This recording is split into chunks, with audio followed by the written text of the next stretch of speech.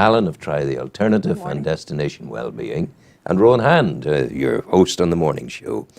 First of the new year, you're welcome. Thank you, Rowan. Good to see you. Yes, and Happy New Year. Yeah, and to you, and to all your people and all your children, your relaxed kids and all of that. So it was good for them last year, good this year too. Yeah. We've just been talking about, I posed the question, do you think, Joanne, we've started to get any kind of stretch in the days yet, or is it still as dark as ever?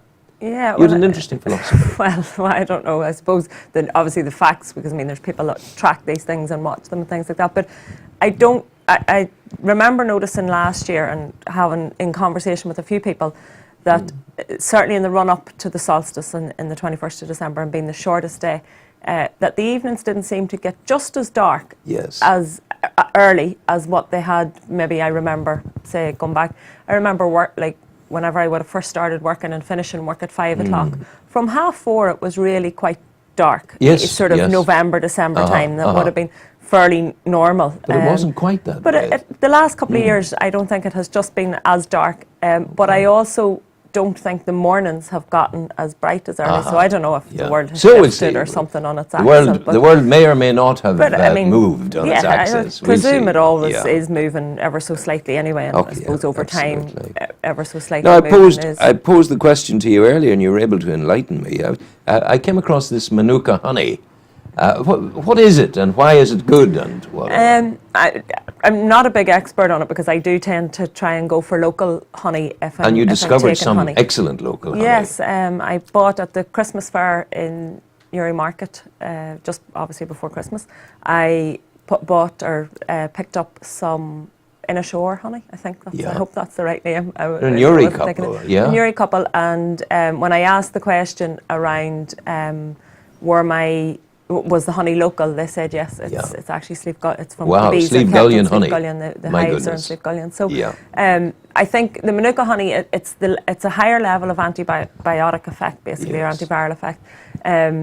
But I feel that the real benefit from honey comes from it being local. I'm going to check out this Inishore honey. The couple live up at Highfields, do they? Yes, that's the details on the label, so we can find out a bit more about them. But certainly, one of the things about taking local honey as well is that people say it's good for hay fever, but now is the time of year to start taking it. Yeah.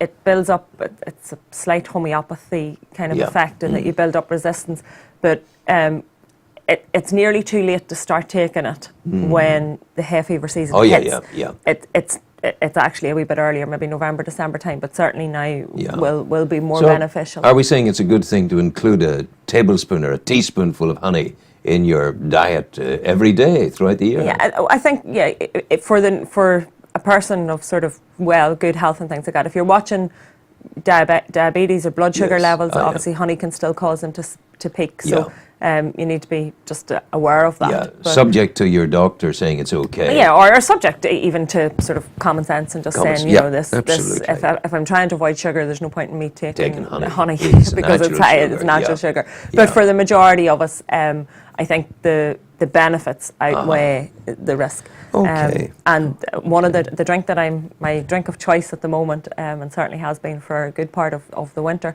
is hot water with honey, lemon and coconut oil. Wow. And very easy to take, but lots of health benefits because coconut oil really is so beneficial for our health. Where would you get coconut oil? I know of coconut milk, I know of coconut flesh, but coconut oil. A very, very interesting product and so many benefits to using coconut oil, but I supply one. I supply the Neil Jard one, but you can pick it up in a health food shop. You can pick it up in a lot of supermarkets. Oil. There you are. You heard it here. Coconut oil for you. Fantastic for sinus problems, digestive problems. Really, a lot of research and very interesting research being done at the minute around it in helping prevent memory loss. And actually, and as I say, it's early day research, but in the recovery of, certainly helping the recovery of people suffering with dementia and Alzheimer's. Wow, sounds good to me. By bringing coconut oil in. And it makes sense. It's the fatty acids that are there that the brain needs to fire correctly. So your programme today at 3 o'clock on Destination Newry. 3 p.m. What's happening? We started off this year with, I suppose, it's easy to fall in at the beginning of the year when you're talking well-being on the diet programs and the New Year's resolution. But I started this year slightly differently. I came across a lady called Gabrielle Keown, who Gabrielle's just celebrated her 70th birthday. Goodness gracious. And she's written a book called Mrs. Hypochondria and Other Poems. So I invited Gabrielle in to have a chat with me, just on, I suppose, her... Is she a local lady? She's from Newcastle. Yeah. And her daughter's a homeopath, so I would know her daughter.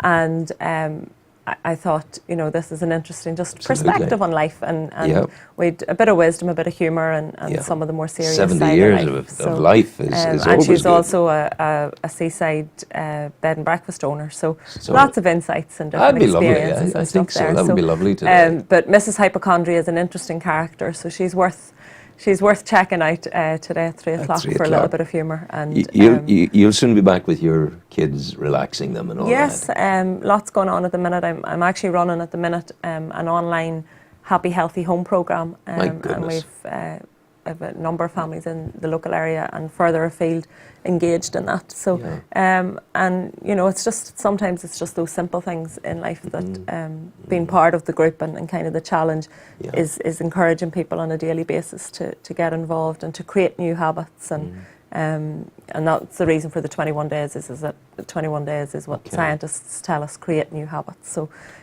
we are what we repeatedly do, so it's building on each and every day, and that's getting the children relaxed at home, hopefully, and then back to schools. Children's mental health, again, in the papers twice this week. BBC covered a story yesterday on the mental health of young children and just how important it is that we're giving them the tools to cope with the life that we're expecting them to live in, really. Once upon a time, one had to look to the Orient, to Japan, to see the phenomenon of pressure on children. Now it's spread to here. Yeah, we don't. It's a constancy of pressure. And it's pressure in lots of different ways. But you know, that's 21st century living, but I think we owe it to children to give them the skills to cope with a change in lifestyle. We can bury our head in the sand and think, we didn't need that when we were children. We didn't need this. But with different lifetimes, you know, you can't compare one with the other. Well, the good news is you're going to be there for them all through the year. Yes, and we wish you well with that. Thank you, Ron. Joanne, God bless you. Go well. Take care. Ron. That's Joanne Callan on air today on Destination Uri at 3 o'clock.